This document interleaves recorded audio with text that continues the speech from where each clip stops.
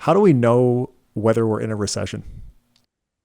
The National Bureau of Economic Research is the group of people that decide if we're in a recession. They have a variety of numbers that they look at that they have listed on their website.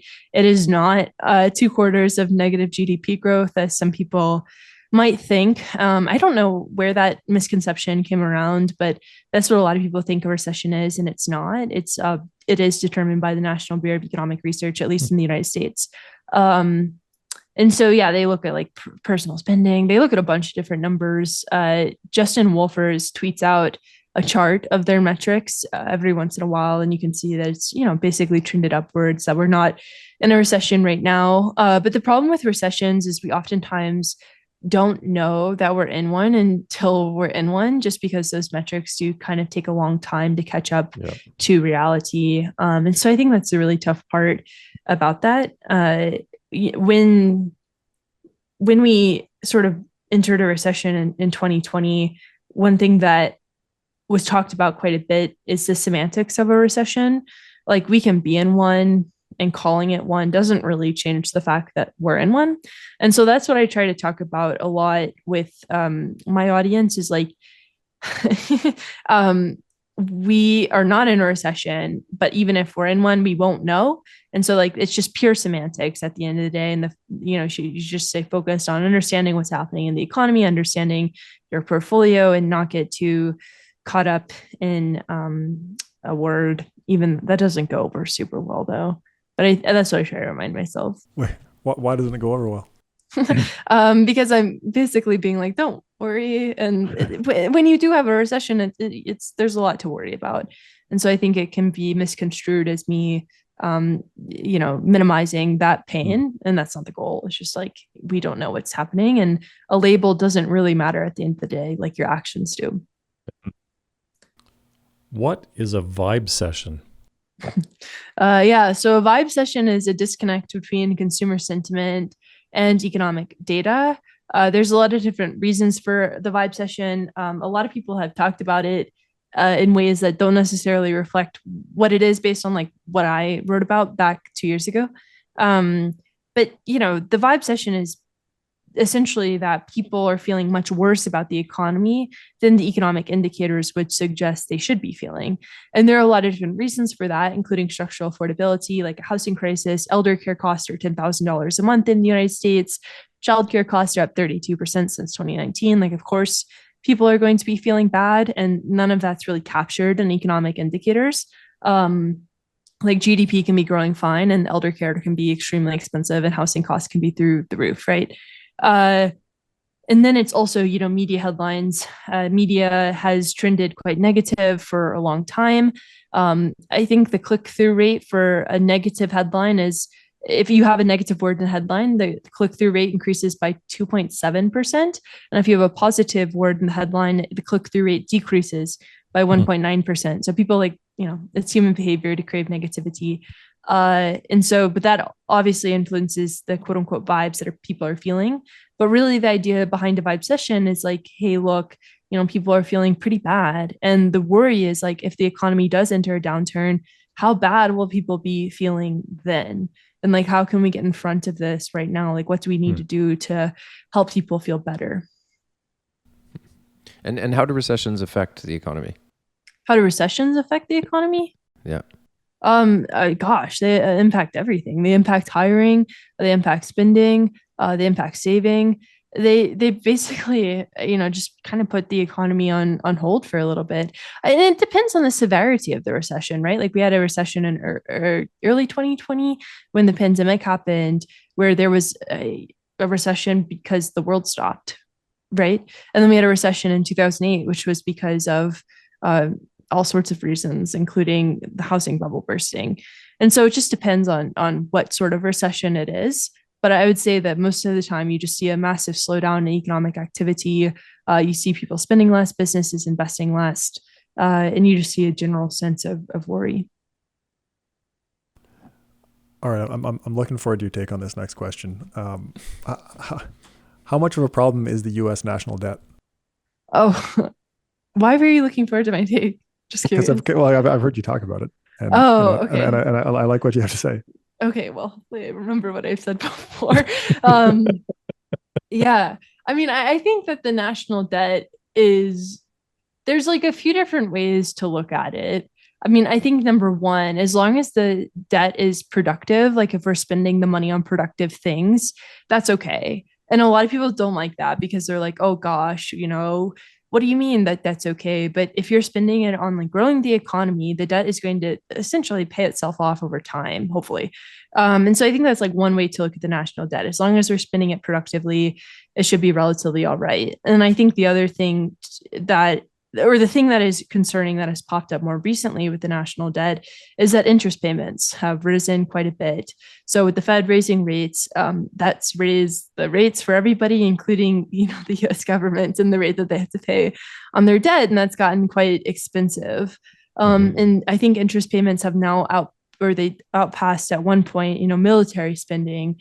And so like, that's not great, right? Like we don't want to be spending a bunch of money on paying off our debt. We want to have our debt be allocated to productive uses, like investing in green energy, like building housing, investing in manufacturing, which is what a lot of the expansion of the debt was. It was things like the CHIPS Act, the IRA, the IIJA.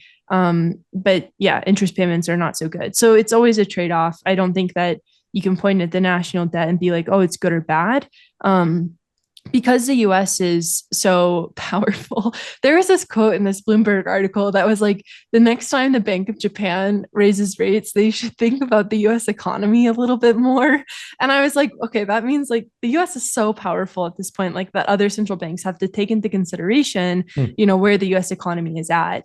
And so I think that's the other thing with the national debt, as long as other countries are continuing to buy it up, as long as investors are continuing to buy it, as long as there's still people who are willing to finance the US debt, then it's also relatively okay. But there is a chain of events that make it important, right? Like you have to be spending it productively, as I said. Ideally, it would not be going towards interest payments in a big way. But as long as it can be supported by markets, I think it's okay. But of course, nobody wants a huge, giant debt load that makes it difficult to have mobility in the future as well. Why does the Fed exist? The Fed exists because in 1913, it was established. J.P. Morgan. So the Fed is really interesting because during the late 1800s, there was all these like wildcat banks, and everybody had their own currency, and it just became totally untenable because everybody was dealing in their own currency, and there was no stability, and so all these banks were failing. And then in 1907, I believe the San Francisco earthquake happened, and like all these banks were failing again, and so there's all these bank runs. And J.P. Morgan, the founder of J.P. Morgan Chase, now was like, I'm really sick of bailing everybody out. We need to kind of have a centralized entity that's going to take care of this, so I don't have to. And so the Federal Reserve was essentially established because of that. They wanted to provide support to the financial system. They wanted to standardize some things. And that's why the Fed exists, is to provide stability to the economy. So there aren't all these bank runs, so that we can grow, because it's really difficult to grow an economy if everybody's, transacting in a different currency. And so that's why the Fed was established, was to provide that. And since then, they've evolved quite a bit. I talk about it pretty in depth in the book because I think the Federal Reserve is really interesting. But their dual mandate evolved since then too. Like they're focused on price stability and maximum employment. They're also focused a little bit on long-term interest rates and stability there. But at the end of the day, the Fed exists to push the economy in the right direction. A lot of people think it's the worst thing that's ever happened, which I don't know if I entirely agree with that. I think worse things have happened, but I think it's important to have some sort of centralized entity sort of managing these things. So yeah. And how do they how does the Fed do that? How does it affect the stock market and the economy? So the Fed has their toolkit, right? They can raise and lower interest rates, the Fed funds rate. They can shrink and grow their balance sheet.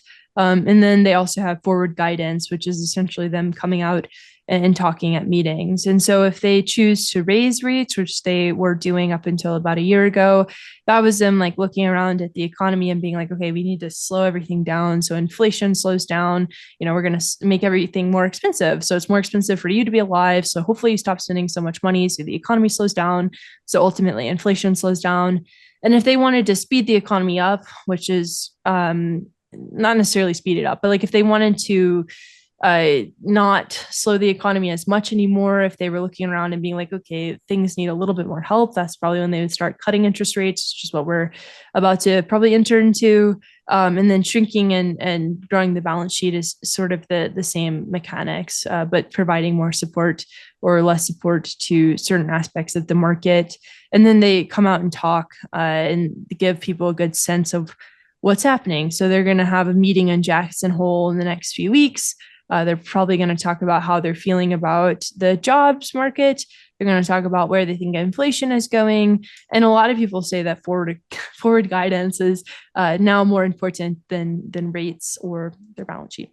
So yeah, memes, I guess, at the end of the day. Yeah. Mm-hmm. And there are so many memes about the Fed. Yeah, they've become sort of an enigma in people's minds for sure. And people, they're kind of like this big, I always mess up this word, pseudo-governmental. They're pseudo, yeah, thank you. They're pseudo-governmental in the sense that they're not technically a part of the government, but they do respond to Congress, right? And so, but a lot of people are like, oh no, the Fed is beholden to like whatever side of the political aisle, but they're not. Yeah. Yeah. What problems can arise from strictly adhering to economic beliefs? I think this is kind of where the Fed is at right now. So the Fed has a mandate or they have a goal of 2% inflation, right? And so for them, they're kind of going to do whatever they can to get to that goal. And if inflation is above that 2% number, they're like, well, we're just going to keep rates where they're at, or maybe we'll do another hike again.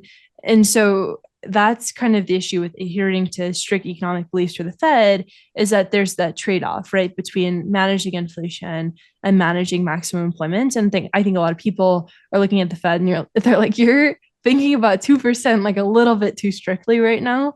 Maybe you could have a little bit more flexibility. A lot of people talk about long-term average inflation targeting, like getting around 2%, which is what the Fed ends up doing, right, at the end of the day. But I think that's kind of the tough part. And a lot of people are pushing back too. Is like 2% even the right number? I think the 2% number was established by like some guy in New Zealand going on TV and being like, yeah, inflation should be around 2%. That seems to be the old wives' tale around inflation targeting. But a lot of people, I think Jeremy Budd even wrote a paper saying that maybe it should be around 3% inflation targeting versus 2%. And I think that's the trouble with adhering to strict economic beliefs, is that we do have a dynamic economy. Things are massively changing with AI. They're massively changing with geopolitics. And if you're sort of staying stuck in the same economic mindset, it can be very difficult to be reactive to that. And so I'd say that's just one example of that. Yeah. Interesting.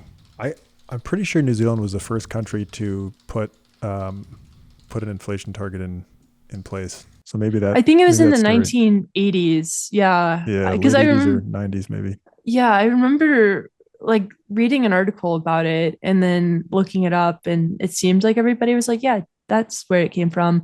But then I also remember that not being true. So it's one or the other. Yeah.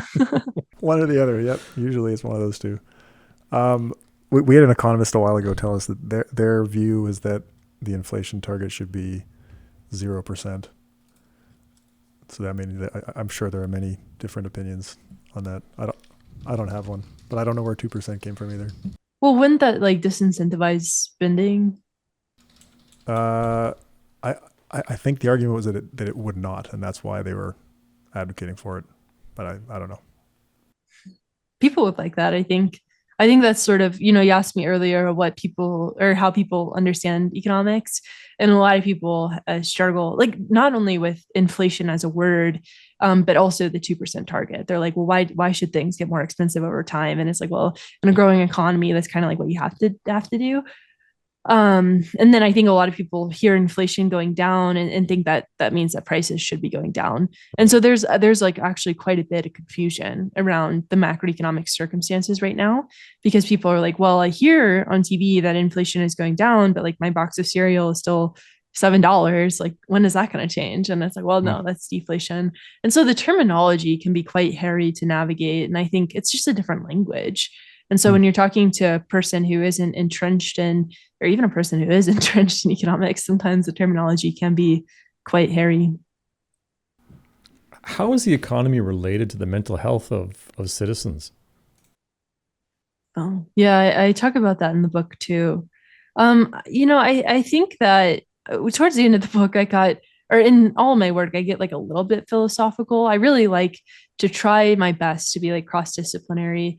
And I think talking about mental health is important because I wrote this piece for Fast Company about a year ago talking about how Gen Z, which is like, I'm a cusper, so I'm technically Gen Z, but like how Gen Z works. And like part of how Gen Z works is impacted by their mental health. How everybody works is impacted by mental health, and work ultimately sort of influences the economy at the end of the day. And so I think mental health issues have been a huge expense. Like, it's been very expensive to care for people, to care for anxiety, to care for depression, to care for the other issues that come along with that. And there doesn't seem to be any, widespread treatment for it. Anxiety and depression have been diagnosed at sky high rates, especially amongst our youth. And so I think, number one, as I was saying, it impacts the way that people work. Number two, it's extremely expensive. And then number three, I just think it impacts how people show up in the world, right? Like, if you're dealing with anxiety and depression, Sure.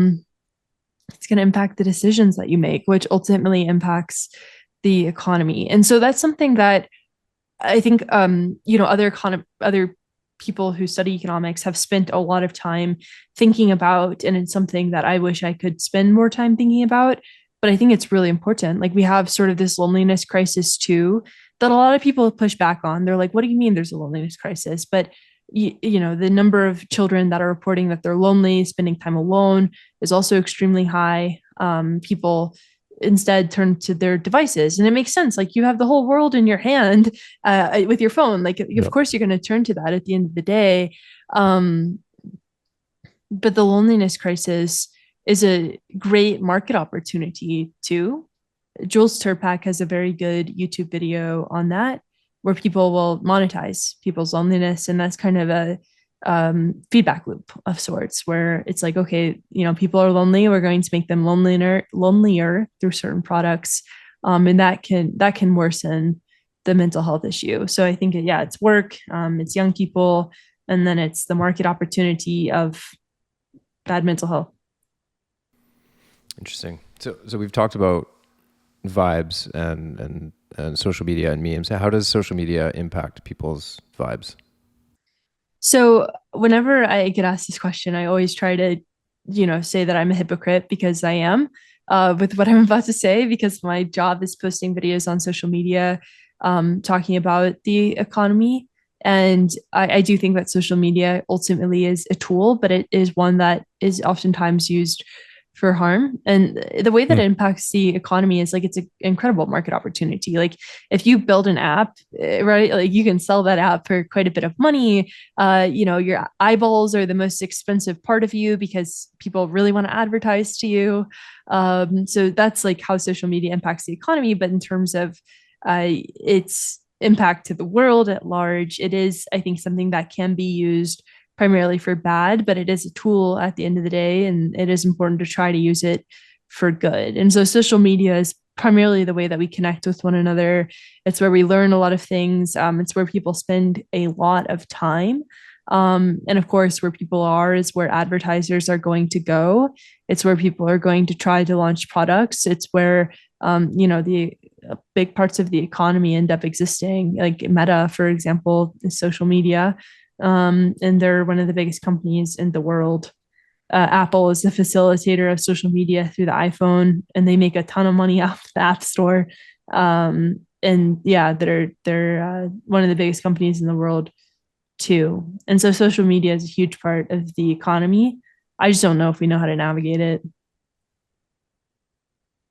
Can you talk about how the business model of media today is affecting vibes? Yeah. I mean, the business model of media is quite difficult because it's based on clicks, right? It's based on advertising dollars and then it's based on clicks. And the way that you get people to click on something is to make it scary or something that they want to click on, which can is usually something scary. Uh, and so that ends up influencing how people write headlines, which is what most people read. Like most people do a morning headline scroll to figure out what's going on in the world. They don't necessarily read the articles. And that impacts how people feel about circumstances. As I said, there's this really good research paper talking about how media has gotten so negative, and you just see the sentiment of headlines like just straight line downwards. So I think that definitely, the business model of media being reliant on clicks and therefore being reliant on presumably making people feel bad has absolutely impacted how people feel about the economy, because there's sort of an incentive model in place to make people worry about the economy. There was a Bloomberg headline back in October 2022 that said that there would be a 100% chance that the US entered a recession by the end of the year, a 100% chance. And we didn't enter a recession, but a lot of people saw that headline. And that's the business model. And I think Bloomberg, they do a great job. I work for the opinion section. So, it's good stuff. But I think that the headlines can oftentimes misconstrue the actual reality, and because you got to have people click. It's interesting. I tweeted out an article that I found yesterday, and it was like how to become a millionaire in a particular stock in 10 years. And it said all you have to do is invest $50,000 in this one stock and then add $500 a month and you'll be a millionaire in 10 years. Like just the most clickbait. So I went and worked it out, and it worked out to 31% annualized return over 10 years. So it's I think the media gets clicks by making those types of claims as well, right? Like not just always negative claims, right? But then when you get kind of beneath the surface, it a little bit too good to be true. That's the fatal problem, right? Being an ad-based model, right? It's advertising-based model. That's just it. Yeah. Yeah, and there was other stuff in the article that it was quite clickbaity, but a lot of people, I'm sure, clicked on that article because it's what a headline, right? Yeah, of course. You've been talking to people about economics and markets. What have your biggest learnings been from doing what you do? My biggest learnings is like that there's always something to learn about. I have a background in econ, but like I'm always learning about the best way to talk about the economy. I'm always learning about, different aspects of economics and reminding myself of that. And I think that the biggest lesson is that people really do want to understand this stuff. And oftentimes we just don't give them the chance. Like I've kind of been shocked by like how many people have been interested in just hearing about the Federal Reserve. And I think that we just for a long time, we're like, well, it doesn't really matter. It doesn't really impact people.